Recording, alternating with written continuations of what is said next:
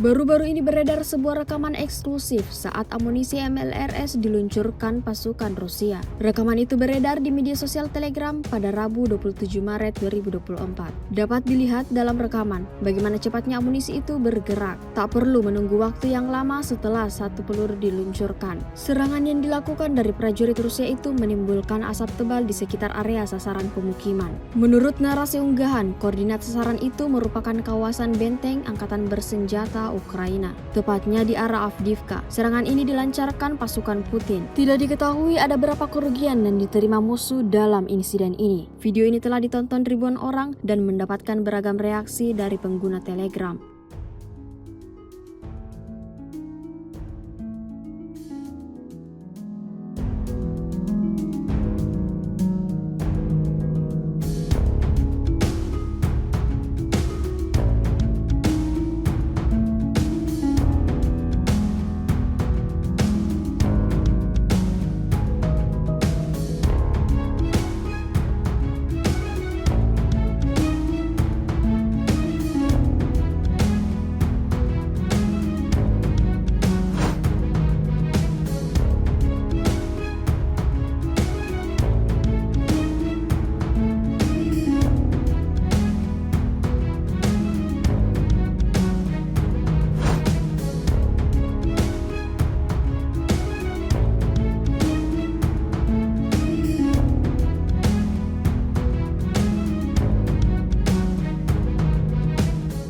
Download Tribun X sekarang, menghadirkan lokal menjadi Indonesia.